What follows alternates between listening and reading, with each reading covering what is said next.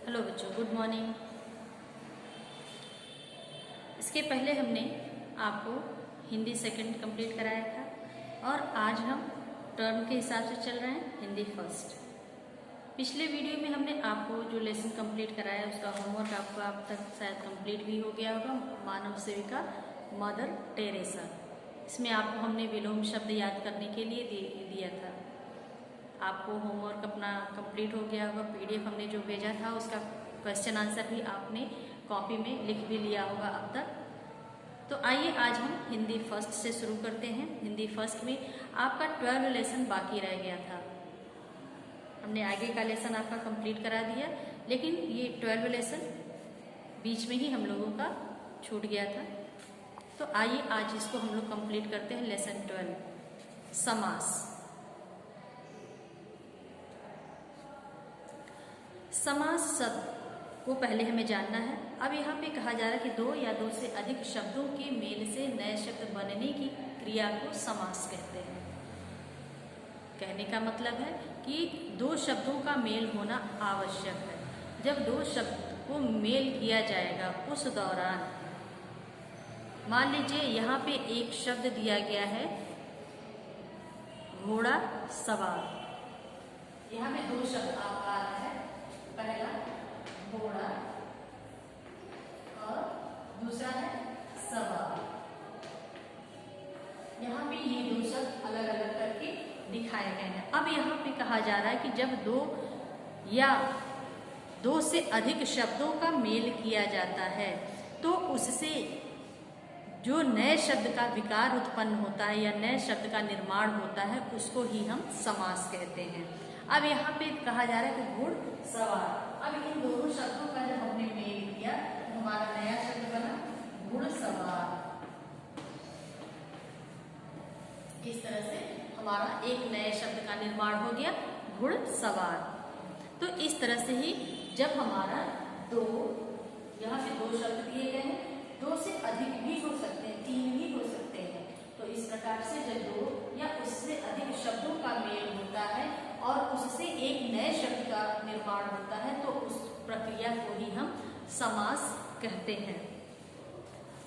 अब इसके बाद से कहा जा रहा है कि समास से बने शब्दों को समस्त पद या सामासिक पद कहते हैं। कहने का तात्पर्य है अब जो ये हमारा समास बन गया, यानी समास से जो शब्द का निर्माण हो रहा है उसको हम समस्त पद या सामासिक पद कहेंगे। और जब इन समस्त पदों को जब अलग किया जाएगा तो उस अलग करने की प्रक्रिया को ही हम कहते हैं समास विग्रह।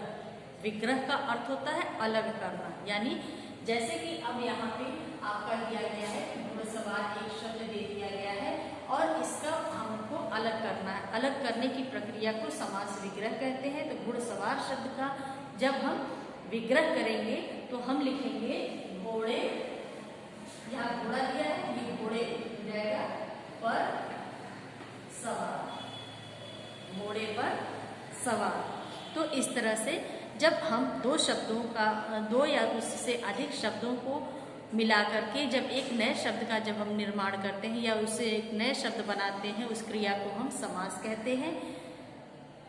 अब अलग करने की जब प्रक्रिया आती है, यानी समास में दिए गए जो शब्द होंगे उनको जब अलग करने के लिए कहा जाएगा तो उस अलग करने की प्रक्रिया को हम समास विग्रह कहते हैं। अब इसके बाद से आ रहा है ध्यान दें। आपको यहाँ ध्यान देने के लिए दो बातें कही गई हैं। पहला, समास के लिए कम से कम दो पद होने चाहिए, यानी दो से कम पद अगर आपका होता है दो शब्दों से अगर कम है, यहाँ पे आपका जैसे दो शब्द दिया गया था घोड़ा और सवार, अगर दो से कम यानी एक शब्द है अगर आपका, तो उस एक शब्द से समास का निर्माण नहीं होगा। इसलिए कहा जाता है कि कम से कम दो या उससे भी अधिक हो सकते हैं, दो, तीन भी हो सकते हैं, चार भी हो सकते हैं। तो इस तरह से जब दो या उससे अधिक शब्दों का निर्माण मेल करने से जो प्रक्रिया उत्पन्न होती है उसको समास कहते हैं। इसलिए कहा जा रहा है कि कम से कम 2 पद का होना अनिवार्य है। अब इसमें से 2 पद, अब मान लीजिए इधर हमने आपको लिखा घोड़ा सवार, इसीलिए हमको 2 शब्द मिले थे, 2 शब्द इधर हमको दिए गए थे, इससे हमारा विकार उत्पन्न हुआ घुड़सवार, एक नए शब्द का निर्माण हो गया। अब कहा जा रहा है कि जब 2 शब्द दिए रहेंगे, मान लीजिए हमें 2 शब्द हैं, तो उस दौरान पहला जो शब्द होगा उसको कहेंगे पहला पद, और यानी पूर्व पद। पहले वाले घोड़ा हमारा पहला शब्द आ रहा है तो इसको हम कहेंगे पूर्व पद, और दूसरे पद को कहेंगे उत्तर पद। ये हमारा पहला शब्द है तो इसके लिए इसको हम कहेंगे पूर्व पद, और ये दूसरा शब्द है तो इसको हम कहेंगे उत्तर पद। इस तरह से पहले शब्द को पूर्व पद यानी पहला पद, पहला शब्द, और दूसरे शब्द को कहेंगे उत्तर पद यानी दूसरा शब्द। ये तो हमारा पहला नियम हो गया, ध्यान देने की बात में पहला नियम ही हमारा हो गया। दूसरा है समास की क्रिया के बीच में कारक चिन्ह गायब हो जाते हैं। फिर से एक बार इसको हम रिपीट कर रहे हैं। समास की क्रिया के बीच में, समास की क्रिया के बीच के कारक चिन्ह गायब हो जाते हैं। यानी जैसा कि यहाँ पे आपको दिया है घोड़ा सवार, 2 शब्द दिए गए हैं घोड़ा और सवार। अब इसको जो हमने घोड़ा और सवार को समास के रूप में परिवर्तित किया तो हमारा शब्द बन गया घुड़सवार। इस तरह से हमारा ये नया शब्द बन गया घुड़सवार। अब अगर इस घुड़सवार शब्द को हम विग्रह करते हैं, अलग करते हैं, तो उस दौरान हमारा एक नया शब्द फिर बनेगा। वो कौन सा होगा? घोड़े पर सवार। इस घुड़सवार का हमारा विग्रह करने पर इस रूप में इसको हम लिखेंगे कि घोड़े पर सवार। ये हमारा एक नया शब्द बन जाएगा। घुड़सवार का विग्रह हो गया घोड़े पर सवार। अब कहा जा रहा है कि जब विग्रह करने के दौरान यानी समास की क्रिया के बीच के ये जो कारक शब्द होते हैं, में, पर आदि, ये जो शब्द बीच में हम प्रयोग में लाते हैं, ये जब इसको हम समास करेंगे तो उस दौरान इन शब्दों को प्रयोग में नहीं लाया जाता। यानी यही चीज इसमें कहा जा रहा है कि समास की क्रिया के बीच के कारक चिन्हों को गायब कर दिया जाता है, यानी उसको नहीं प्रयोग में लाया जाता है। जैसे कि अब यहाँ पे है घोड़े पर सवार, तो पर ये हमारा कारक शब्द हो गया। अब इसको हम पुनः अगर समास के रूप में अगर हम परिवर्तित करते हैं तो हम लिखेंगे घुड़सवार। यहाँ पर शब्द जो कारक शब्द है वो उसका प्रयोग नहीं किया जाएगा।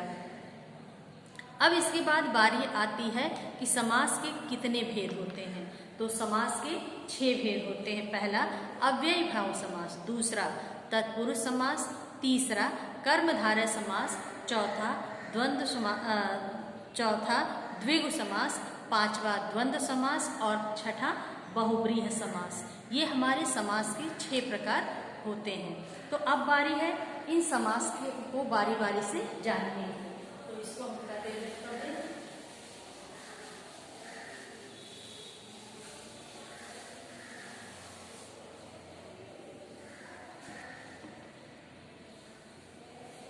पहला समास हमारा है अव्ययी भाव समास।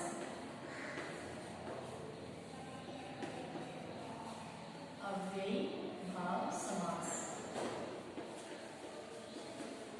ये हमारा समास के भेद से पहला भेद है, अव्ययी भाव समास। अब कहा जा रहा है कि जब समस्त पद का पहला पद अव्यय हो तथा वही प्रधान भी हो, साथ ही समस्त पद भी अव्यय हो जाए तो वह अव्ययी भाव समास कहलाता है। हमें पता है, इस तरह से हमने आपको बताया, रीडिंग करके समझाया, वो आपकी समझ में नहीं आया। अब इसको हम आपको अच्छे से समझा रहे हैं। पहले तो आप ये बताइए कि अव्ययी भाव समास ये आपकी समझ में आ रहा है? नहीं। तो आप पिछले लेसन में जाइए, लेसन 11 में स्टार्टिंग में ही पहली ही लाइन में आपको दिया है, इसको हमने आपको क्लास में भी अच्छे से समझाया था। तो आप पहली लाइन पे जब आएंगे अविकारी शब्द लेसन 11 में जब आप पहली लाइन आप पढ़ेंगे तो उसमें लिखा है कि हिंदी भाषा में कुछ शब्द ऐसे होते हैं जिनमें लिंग, वचन और काल आदि के कारण कोई परिवर्तन नहीं होता है।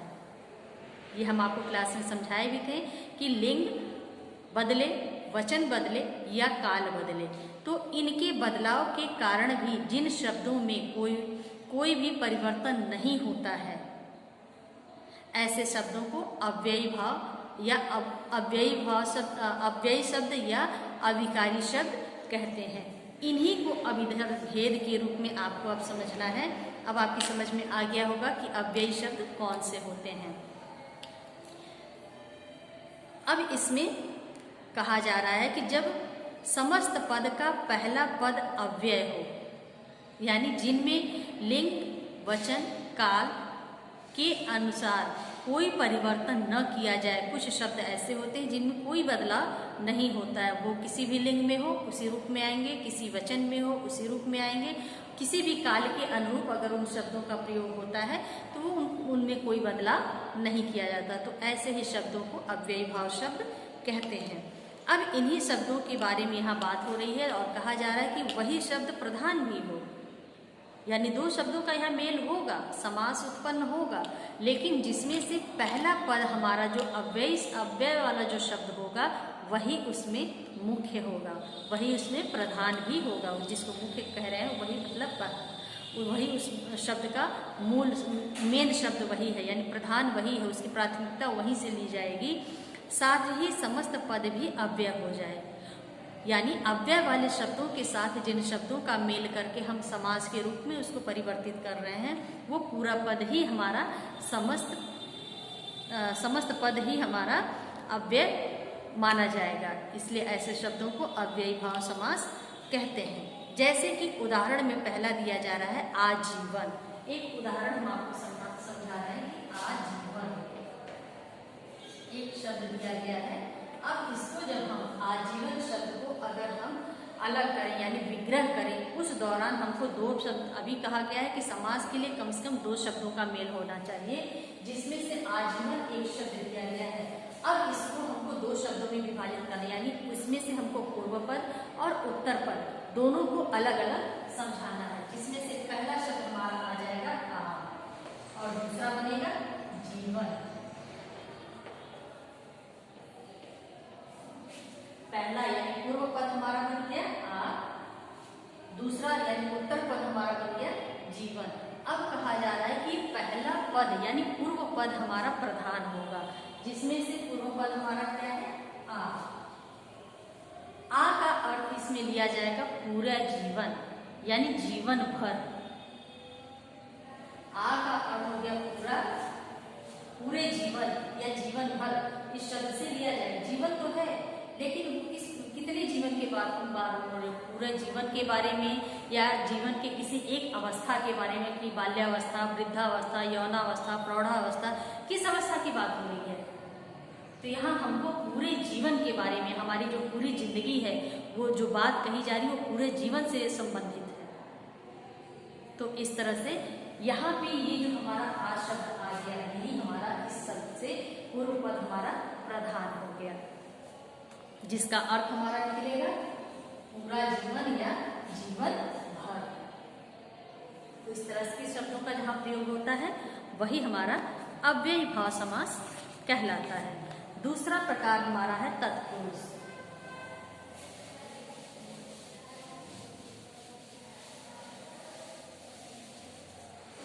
दूसरे प्रकार पर हम आते हैं तत्पुरुष समास।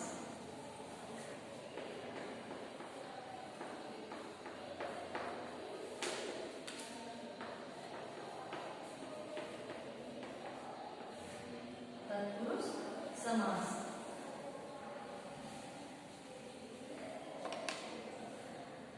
अब यहाँ तत्पुरुष समास के बारे में हम बात कर रहे हैं। तो कहा जा रहा है कि जिस समास में दूसरा पद प्रधान हो, अभी आपने अव्ययी भाव में जाना कि उसका पहला पद यानी पूर्व पद प्रधान होगा। अब तत्पुरुष समास में हम जब जानेंगे तत्पुरुष समास में तो इसका दूसरा पद प्रधान होगा, पहला नहीं। जैसे कि उदाहरण में दिया है राजपुत्र, इसका एक उदाहरण दिया है, मान लीजिए कह रहे हैं राजपुत्र, एक उदाहरण दिया है, ठीक है। अब इस राजपुत्र का हम पहला यानी पूर्व पद और उत्तर पद जानेंगे। तो जिसमें से राज जो शब्द आ रहा है, राज न लेकर के राज का अर्थ हो गया राजा। अब इसका अगर हम विग्रह करते हैं राजपुत्र का, तो विग्रह में हम क्या लिखेंगे कि राजा का पुत्र, राजा का पुत्र। आप इस तरह से समझिए, आपको आसानी होगी। हमारा शब्द मिला है राजपुत्र, इसको हमने विग्रह किया तो हमारा शब्द जो बन रहा है वह है राजा का पुत्र। अब इसका हमारा पूर्व पद और उत्तर पद हमको निकालना है। तो इसमें पहला जो शब्द आता है वो है पूर्व पद, और दूसरा यानी पुत्र वाला जो शब्द आ रहा है वो है उत्तर पद। राजा हमारा पूर्व पद हो गया, पुत्र शब्द हमारा उत्तर पद हो गया। यहां तक आपकी समझ में आए। अब जो बात कही जा रही है वो किस पर कही जा रही है? राजा के बारे में बात हो रही है, उसके पुत्र के बारे में बात हो रही है। राजा भी है, पुत्र भी है, लेकिन जो बात हम कह रहे हैं वो किसके बारे में है? पुत्र के बारे में है। इसलिए हमारा दूसरा पद यानी उत्तर पद जो है वो प्रधान हो गया। राजपुत्र यानी राजा का पुत्र। जो बात कही जा रही है वो राजा के बारे में न कह करके उसके पुत्र के बारे में बात कही जा रही है। इसलिए राजपुत्र जो शब्द हो गया, इसका पुत्र शब्द यानी राजा का पुत्र का पुत्र शब्द हमारा प्रधान हो रहा है, इसलिए ये तत्पुरुष समास के अंतर्गत आएगा। इसके बाद बारी आती है कर्मधारय समास की। तो एक दिन में हमें लग रहा है कि इसको समझाएंगे अगर, तो आपकी समझ में बहुत मुश्किल हो जा रहा है। तो कोशिश करते हैं एक और आपको समझा देते हैं, उसके बाद बाकी का जो होगा वो हम अगले वीडियो में आपको देंगे।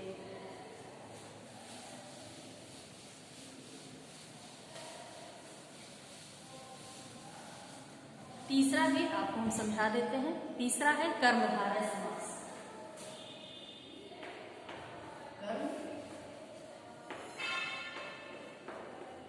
कर्मधारय समास।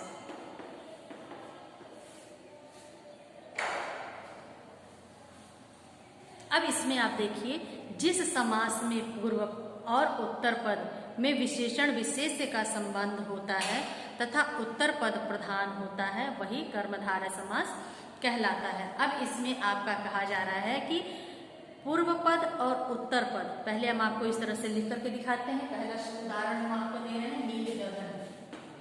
नील गगन।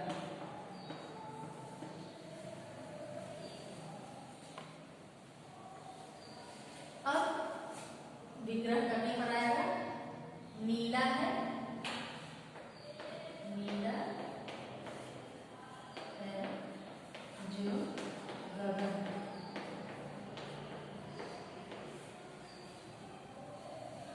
हमारा उदाहरण है नील गगन।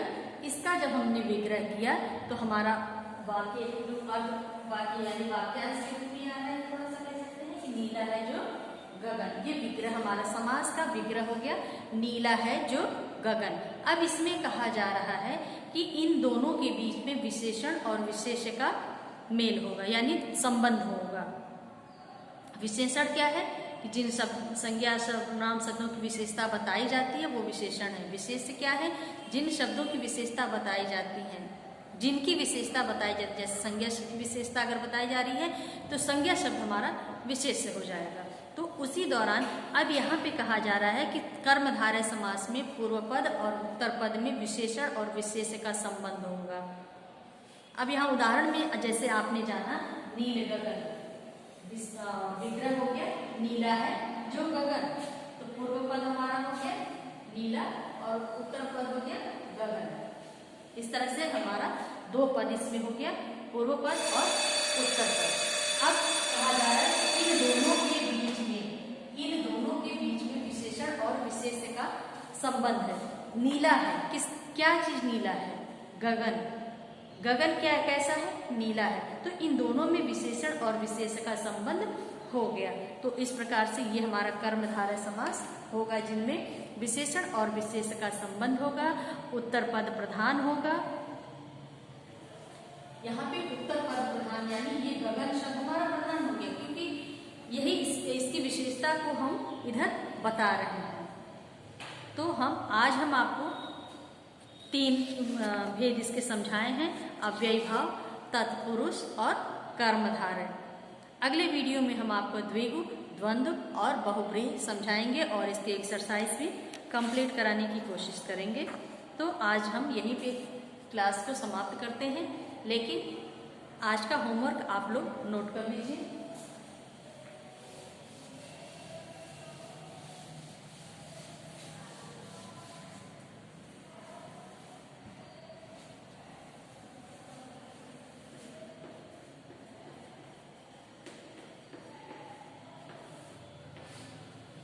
गृह कार्य में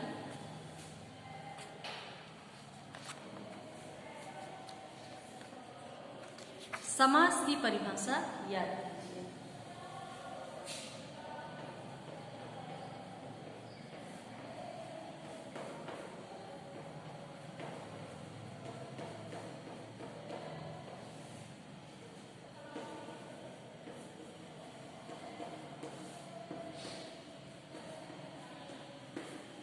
ये आपको हम होमवर्क के रूप में दे रहे हैं, इसको आप लोग नोट कर लीजिए कि समास की परिभाषा याद कीजिए। स्टार्टिंग में ही जैसे कि हमने आपको अभी समझाया है समास के बारे में, इसको आप लोग बुक से देख करके याद करिएगा। खुद से करेंगे तो समझना आसान होगा। तो आज की क्लास हम यहीं पे समाप्त करते हैं।